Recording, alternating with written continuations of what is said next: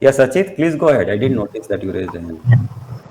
Yes, sir. I wanted to just share, since you were talking about event synchronicity earlier, I have no idea why before 10, 15 minutes of the session that was going on, there was some contemplation that hit me about light and shadow.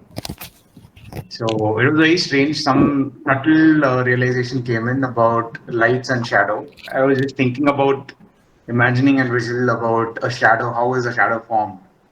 And when the word shadow came in, it represents certain darkness, and it was all about what we discussed now about the elements that we have some tamasic nature, etc. But that's about me or as an individual, we all have that in within us. And the realization that came in was it means that any time when there is a shadow that is existing, it means that light is not in this particular object, meaning to say the source of light is not in the object that is creating the shadow. So light is the source of light is from somewhere else, and only when it hits the object, a shadow can be created. So some was that I only reached till here, and then that thought went ahead and it got changed. I was focusing on joining the call, and now when you spoke about when Makali wants to eradicate all the tamasic nature and go towards light or go towards become one with the source of light. I think that explained it covered the entire thought process which I was having that if there's a shadow, it is only from if a source of light is from somewhere else, there can be a shadow created between an object. And it means that as me, if I'm representing me as that object, I don't have the source of light within me yet. That's why I'm able to see all these shadows which are falling off. And the journey is about me moving towards and being one with the light. I think that completion of the thought happened once you just finish this discussion. Yeah. Thanks. Very, very beautiful. So, I'll take your thinking forward a little bit. So, you see, even when you reach the source of light and even when you become the light, like Amma is or Ramana was, even then shadows don't disappear. Your shadow has disappeared, but shadows in the world are very much there. Yeah. It is like, one particular tree has seen the sun, which produced the shadow, and has become the sun, but lives in the same tree. Ramana living in his body. Body is the tree. Ramana is the sun of consciousness living in that body. So he no longer casts shadows, but he can see other beings casting their shadows. So he feels compassion and he inspires them to grow their light so that they too can come from shadow to the tree.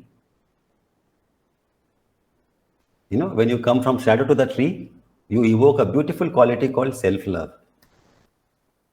You love yourself, man. Don't hate yourself. You don't drink alcohol and don't smoke cigarettes, okay? You eat good food, you take rest, drink a lot of water, nurture yourself, nourish yourself. The whole world criticizes you, but you still say, no, you are okay, I'm okay, everything is good, all is well. So you come from the shadow, anger, greed, lust, this, that, shadow, to the tree. You come from the wants, redundancies, to the needs, to the tree, which is in existence right now in this lifetime, right? And then from the tree, you start to experience, because love is beautiful, you slowly, slowly start to experience love for others because you love yourself. So you grow in love. So when you grow in love, you can give love. Because how can you give what you don't have?